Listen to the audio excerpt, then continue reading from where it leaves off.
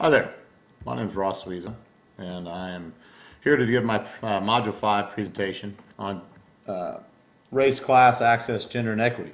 When having the opportunity to look at this, I really went into what one of my passions is, and what I've been doing the last 8 years is actually high school physical education and running a high school physical education strength conditioning program for about 350, 400 students.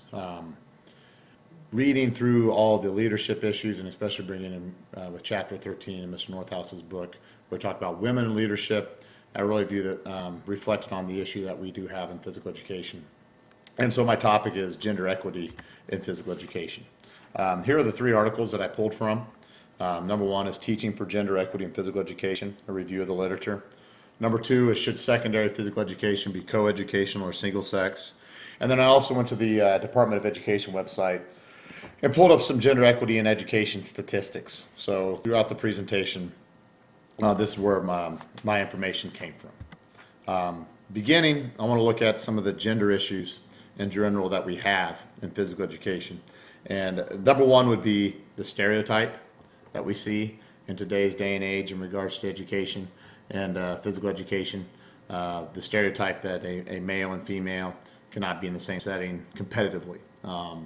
Again, I'm on the other side of things, and what I see daily is that is not true. You have your typical prejudice where, and Mr. Northouse states this in the book, when you first see someone, you look at whether they're male or female, trying to break through that stereotype, which would lead to the equality issue, and I have it further down here on the slide with Title IX. That's in extracurricular activities, mainly at the collegiate level, where male and female, we're supposed to have the same and equal opportunities for participation in extracurriculars. And then some of the educational views that it is difficult to have them both in the same setting, because in some ways it's viewed that in physical education we're supposed to teach them differently, which in a small area there are some needs for that, but they're very easily to be changed. And then with maturity rate, there might be an age in regards to probably middle school age where some of the maturity factors might keep this. But as they progress, we definitely need to be working more towards multi-gender, especially when we're trying to build leaders. And then next would be safety, having the males and females separate in regards to maybe more the physical nature of a male. But I have some facts that state that we should not separate. Some of the issues that we have in physical education is we have seen statistics show that there's a decrease in female enrollment in physical education as they progress in school, as they go through K through 6, move on to middle school, junior high, and then into high school, there is a decrease in female enrollment. And there's some factors on wondering why that is, and I'm a believer in environment, and I'd like to talk about how we use an environment that has actually increased female enrollment in our program. And there's scary when you start talking about a decrease in female enrollment, what that can cause. And then views that the female does not want to be in a competitive environment, views that they're teaching a mixed class, a combined class is going to be more difficult from the views that we're supposed to teach them differently. And then also teachers don't know how to educate both the same way. If we can clean up some of these issues, we definitely can move forward into not having that decrease in enrollment. Some of the needs for having females in physical education courses show from these statistics of how well they do in all the other courses in the school. When you start looking at high school enrollment, 85% of females compared to 83% of males are in algebra classes. If you look at a 100% scale, 54% of females are in science classes are female compared to 46% male, 51% in math compared to 49%. When you go to post-secondary, 57% of bachelor's degrees go to females, 63% of master's degree go to females as well. So as the education increases, you're seeing more and more females in higher level education, which in a leadership standpoint is going to increase those opportunities as well. On the flip side of it, you see males are a little bit higher in some AP courses, and females only represent 42% of high school athletic participation, where 58% is males. So the issue that I see with these statistics is if females are being separated in some of these competitive environments, even though they're in a higher opportunity with education and post-secondary education, some of these leadership skills are actually being lost. Some of the misunderstandings in female physical ability is that a female needs to be treated different, or the body or the physiological changes are different in the two. Where actually the facts, a female can actually begin strength training or physical education training earlier because they mature at a faster rate and they begin earlier. The need also that they need to be more involved than males because females have less muscle mass. So in reality, if they do not exercise, they decondition and they break down and they lose muscle mass a lot faster than males. And some of the positives would be strength training can actually increase bone density, which would decrease osteoporosis. Females, and what I found is having females in the same environment as males is they are more sound in safety and technique. They're more teachable, probably, as you see. They're more classroom based, and so that effect can rub off onto our male student as well. And then the last misnomer is that a female is, if you have them do some of the same things as a male, that they're going to develop into a male, which is just scientifically not possible because the hormones in the female body do not allow for that type of muscle mass distribution, etc. And when you start talking about maybe some of the misnomers of can they do the same things, or why would we want to have them try to do the same things? Why the need? If we're seeing a decrease in female enrollment, this has a huge impact on health issues, not only from stress relief opportunities to lifetime fitness skills, but long-term health issues, kind of where I said earlier quickly with osteoporosis and some of those issues. Having a decrease in female enrollment over time is going to affect performance in a lot of areas. We need to continue to cross-gender or mix-gender these classes to combat traditional view that we need to separate the genders. We need to educate teachers that a female is competitive and they can be competitive in all environments.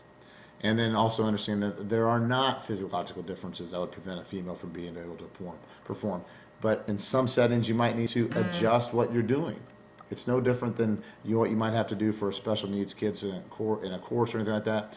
Males might be able to do one thing a little bit differently, the female, but it's all in how you teach them. If you teach them based on the same baseline, you're going to be able to reach all of them. Why the need to have cross-gender or mixed-gender classes? Increased confidence for future settings. Being in a same-gender environment, that's what the workforce is going to be like. When they grow older, their health and wellness exercise choices, it's going to be the same way. And then school, all right? The female's capable of increasing all avenues in males as well. So when you see, you say maybe a lacking competitive environment, when the female brings that type of competition as well, that needs to be taught to the males that this is going to be the same type of environment later on with leadership, okay? And that they should not view or see a male or a female. They should just see someone in the same environment trying to produce and do the same items. Some of physical education goals that I've read and I see in regards to allowing this to continue, or the need, is one, as already stated, self-confidence, the teaching of life skills, the health and wellness aspect, where if we have decreased enrollment in classes, it's not the physical education necessary at the age that they were teaching them. It's trying to have these skills that they're using in their 20s, their 30s, their 40s, and their 50s.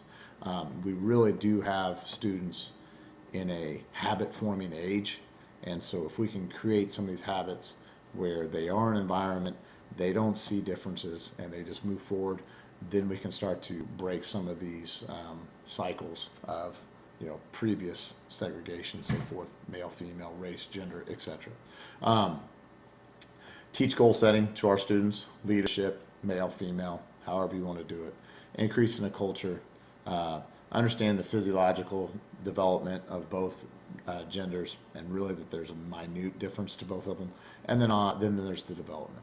How can we do this? We can do this with a curriculum that is designed for all, and I know I've already said it a few times that you don't have the two separate, but you just need to be able to adjust some of your teaching. Preach the environment of lifelong learning, and treat all equally. No gender-based workouts. No, well, we're gonna have the girls do this today, we're gonna have the boys do that today. Or, okay, you might see your students, only females are taking, say, a yoga class for health and wellness, et cetera. Get them both involved. Cross, you bring them all together, do the same types of workouts. Create something where you have an environment of 80 people doing the same things, but you can put them in situations where the female is gonna be more successful than the male. The male might be more successful than the female, but they can still compete against each other. Develop healthy competition. A link might be that yes, the male is probably physically going to be stronger and be able to capable of doing some things, but that doesn't mean in your development of your curriculum that you can't have throughout the semester. There's going to be items that the female is going to be more successful in. It's no different than leadership. Bridge that leadership gap. Understand that the female needs to lead at times. The male is going to need to lead at times. Teach them that it's not a male-female thing. It's just, well, one is good, has these skills. They have these skills. Let's learn these skills from these people. Okay? Utilize the differences in both genders as you go through. Really, my goal, when we look to finalize and to wrap up, I know I'm on my work side of it, but when we look at the last piece here of utilizing the differences in gender to help both, we need to get past the point of where we are separating.